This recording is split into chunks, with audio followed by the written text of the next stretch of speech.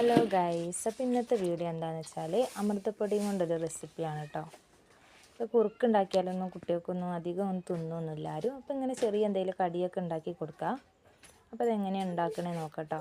അതിന് വേണ്ട സാധനങ്ങൾ കുറച്ച് തേങ്ങ വേണം, അണ്ടിപ്പരിപ്പ്, ഏലക്കായ്, വെല്ലം, ഇത്ര സാധനമാണ് കേട്ടോ വേണ്ടത്. പിന്നെ എങ്ങനെ ഉണ്ടാക്കണേ നോക്കട്ടോ. ഞാൻ ഒരു വട്ടച്ചമ്പാണ് എടുത്തത്. അതിലാകുമ്പോൾ നല്ലോണം നമുക്ക് വറക്കാൻ പറ്റും, നല്ലോണം ഇളക്കി വറുത്തെടുക്കാൻ പറ്റും. അപ്പോൾ ഞാനിതാ വട്ടച്ചമ്പിലേക്ക് ഇട്ട് കൊടുത്തേക്കണ്. ഇനി നമുക്കിതാ ഇതിനൊന്ന് വറുത്തെടുക്കാം കേട്ടോ. നല്ലോണം വറുത്തെടുക്കണം കേട്ടോ, അടി കരിയാണ്ട് ഒരു ഇച്ചിരി ഒന്ന് ഇളക്കാണ്ടായാൽ അപ്പോഴേക്കും ഇത് അടിയിൽ പിടിക്കും. അപ്പോൾ നല്ലോണം ഒന്ന് വറുത്തെടുക്കാം കേട്ടോ. പകുതി വറവാകുമ്പോൾ നമുക്ക് തേങ്ങ ഇട്ട് കൊടുക്കാം. നല്ല വറുക്കുക. ഞാൻ ഒന്ന് വറുത്തെടുക്കട്ടെ.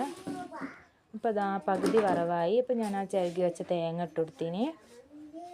തേങ്ങയും കൂടെ ഇട്ടിട്ട് നല്ലോണം വറുത്തെടുക്കാം കേട്ടോ. നല്ല എത്രത്തോളം വറുക്കുന്നോ അത്രത്തോളം ടേസ്റ്റ് ആയിരിക്കും ഉണ്ടാവുക. അപ്പോൾ ഇതാ നല്ലോണം വറുത്ത് ഇപ്പോൾ ഏകദേശമൊക്കെ ആയിന് കേട്ടോ അത്.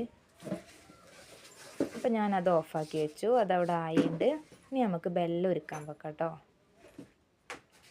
ഇതാ ഒരു 4 ആണി ബെല്ലം എടുത്തിട്ടുണ്ട്. അതിൽ നല്ലോണം വെള്ളം ഒഴിച്ചിട്ട് ഞാനിതാ ബെല്ലം ഉരുക്കാൻ വേണ്ടിയിട്ട് വെച്ചിന്.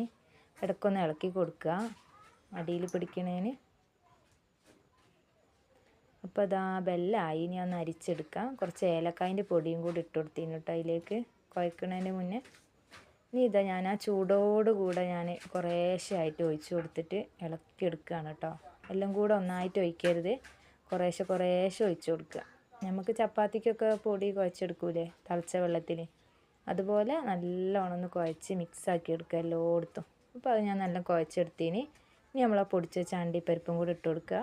കുറച്ച് ഏലക്കായൻ്റെ പൊടിയും കൂടി ഇട്ട് കൊടുക്കുക കേട്ടോ. ഇത്രയേ ഉള്ളൂ. ഇനിയിപ്പോൾ ഇത് നല്ലോണം ഒന്ന് മിക്സാക്കി എടുക്കണം. അപ്പോൾ നല്ലോണം ഒന്ന് മിക്സാക്കി എടുക്കുക.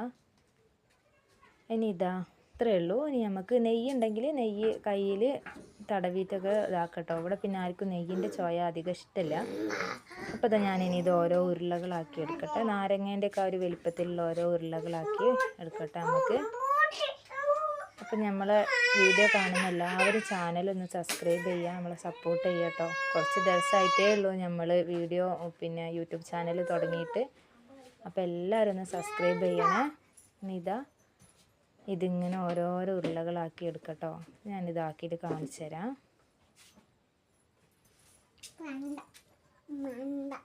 എല്ലാവരും അമൃതപ്പൊടി ഉണ്ടെങ്കിൽ ഉണ്ടാക്കി നോക്കണം കേട്ടോ. മക്കൾക്കൊക്കെ ഉണ്ടാക്കി കൊടുത്ത് ഞാച്ചി ഒച്ചപ്പാട് ഉണ്ടാക്കുന്നുണ്ട് കേട്ടോ ഇവിടെ. അപ്പോൾ ഇത്രയേ ഉള്ളൂ. എല്ലാവരും ഒന്ന് ഉണ്ടാക്കി നോക്കണേ അമൃതം പൊടി ഉണ്ടെങ്കിൽ.